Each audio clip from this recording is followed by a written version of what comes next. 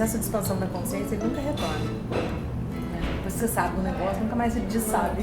Aí você escolhe, né? Só que esse processo de expansão da consciência, ela tem que trazer autonomia pra gente, de verdade. Não pode trazer peso.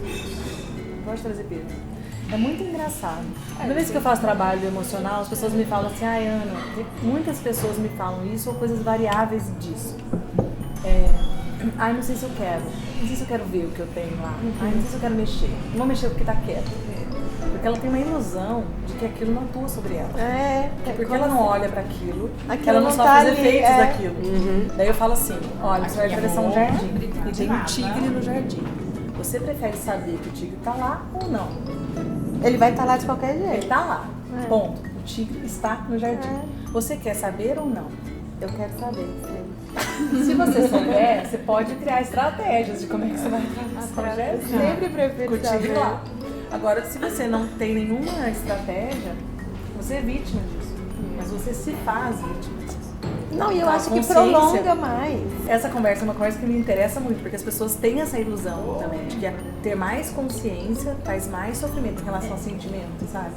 Traz mais sofrimento, traz mais peso. Nunca pode trazer mais peso. Mas, por exemplo... Você só pode mudar as coisas quando você tem consciência. É muita exigência. A palavra aqui pra mim é exigência. É muita exigência. Cobrança. Muita exigência. Exigência com a alimentação, exigência com a amamentação, exigência com o sono, exigência com os valores, exigência com a escola, exigência com tudo, sabe? Na leitura do Hellinger, isso tem a ver com a nossa relação com a mãe. Quanto menos a gente tomou o amor dos nossos pais, tomou a realidade como ela é, e a nossa origem como ela foi, quanto menos a gente concorda com aquilo do jeito que foi, mais a gente fica exigente. Nossa, eu vou aproveitar que você está na minha frente agora. Com relação a como a gente critica mesmo nossos pais e culpa e... Nossa, veio até uma legião na cabeça, né? Critica essas coisas, culpa por tudo.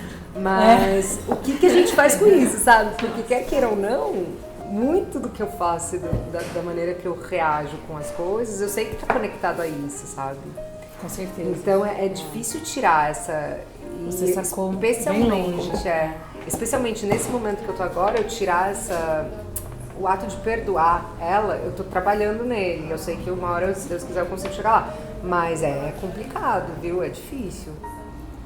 Então, vamos imaginar que eu fiz alguma coisa pra você, tá? Eu te machuquei de alguma forma, eu pisei na bola com você por algum motivo. E aí aquilo te feriu muito. Aí passa um tempo e eu venho e falo, olha Marina, desculpa, foi mal, não tive intenção. Só que você ainda tá muito ferida. E aí você não consegue lidar com isso, com esse pedido de desculpa. Primeiro, quando eu falo desculpa, eu tô falando, tira a minha culpa pelo que eu fiz. É uma forma de não lidar com as consequências do que eu fiz. Porque se foi com intenção ou não, não importa. Porque o que importa são as consequências, é que eu te feri. Isso aconteceu. Isso está entre nós. Toda vez que você olha pra mim, você não olha mais do mesmo jeito, você tá ferida. Tem uma questão entre nós. Então, além de eu querer tirar a minha culpa, desculpa, eu ainda jogo na sua mão a responsabilidade de me desculpar. E aí, se você não me desculpa, eu falo, tá vendo?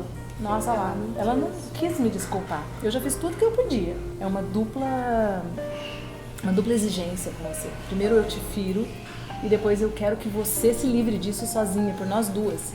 Que você resolva essa questão na nossa relação. É muito pesado. Sistemicamente, a gente olha isso de outra maneira. A gente compreende que quem feriu o outro tem a responsabilidade de fazer uma reparação. Está nas minhas mãos. Então você pode me perguntar, Ana, mas como é que vocês falam então? A gente fala, sinto muito. Eu chego pra você e falo, Marina, eu sinto muito. Eu não tive intenção, mas eu vi que eu te feri.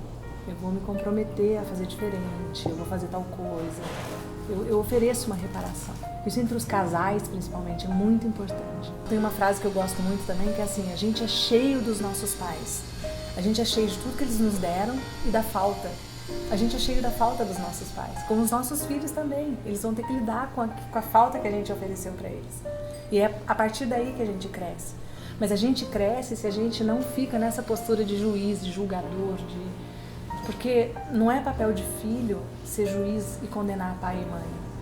Quando eu faço isso, eu não tomo amor. Não adianta a pessoa falar, ai não, Ana, eu amo muito a minha mãe, tenho uma ótima relação com ela, eu só não gosto, e aí vem a crítica. Eu só não gosto porque eu acho ela invasiva, não sei o que, não sei o que, não sei o que. Não, eu amo muito meu pai. A única coisa que eu não suporto é o alcoolismo dele. Então, mas se o seu pai é alcoólatra, esse é o seu pai. Se a sua mãe, se você acha que sua mãe é invasiva, essa é a mãe que você teve. Só que é essa mãe e esse pai que te tornaram exatamente a Marina que você é hoje. Não tem como ser diferente. É a macieira da maçã. E eu acho muito engraçado quando as mulheres falam pra mim, não, Ana, eu sou totalmente diferente da minha mãe. Isso eu tenho vontade de gargalhar, assim, sabe? Como assim que você diria da sua mãe? Muito diferente. Do seu pai? Totalmente.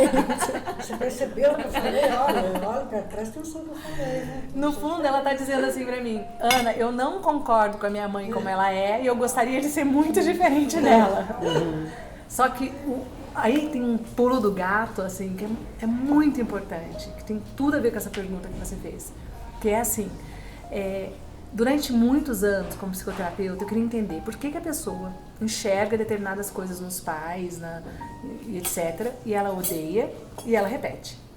Porque o fato dela odiar, dela excluir aquele comportamento, dela criticar, não faz ela não repetir. Entende? A pessoa fala, Ana, eu detesto o jeito como meu pai grita, quando eu vejo eu tô gritando igualzinho com os meus filhos, por exemplo. Né? E depois do Hellinger, depois do trabalho das constelações, eu compreendi que é justamente isso. Quanto mais você critica, você vai repetir exatamente o que você critica. Porque você está fixado naquilo.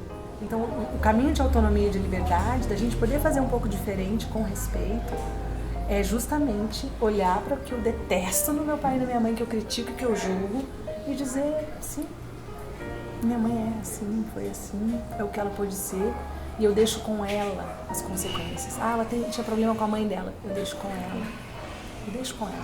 Eu simplesmente digo sim pra minha mãe do jeito que ela é. E quando eu faço isso, eu desato um nó.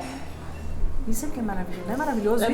Não é maravilhoso você poder desatar um nó? Sim. Ninguém sabe fazer isso. Mas e outras duas perguntas, posso? Se, puxando esse gancho, né? Se isso que você percebeu e que você se tornou por conta, né, do que sua mãe é, você não gosta. Em você? Em mim. Então, você não aceita. Você precisa fazer as pazes com a sua origem. Quando a gente não disse sim pro que a gente é e não disse sim pros nossos pais, a gente não tem paz. Tem sempre alguma coisa fora do lugar na nossa vida, sabe? Tem um rapaz que eu fiz um trabalho há anos atrás e eu sempre percebia que tem sempre alguma coisa que tá fora do lugar nele. Um dia, um tempo depois, eu falei pra ele, conta dos seus pais pra mim. Ele falou, meus pais não falam comigo, eu não falo com eles. Aí eu falei, não há um ser humano que esteja em paz, que esteja bem consigo mesmo, se ele não estiver bem com a origem dele. Porque ele é a origem. Nós somos 50% nosso pai, 50% nossa mãe.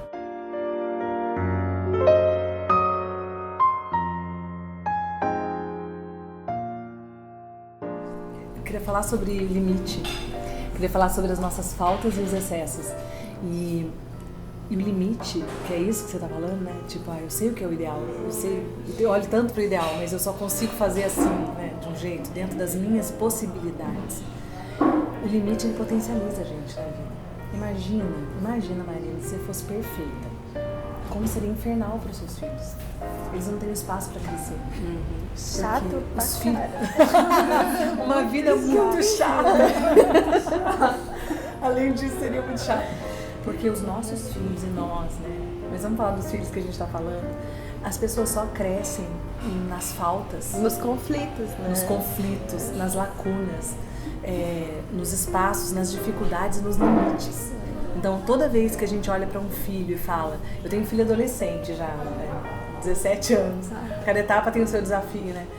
E tem momentos que ele flagra faltas, coisas que eu não fui capaz, que eu não dei conta, que eu até gostaria de ter feito.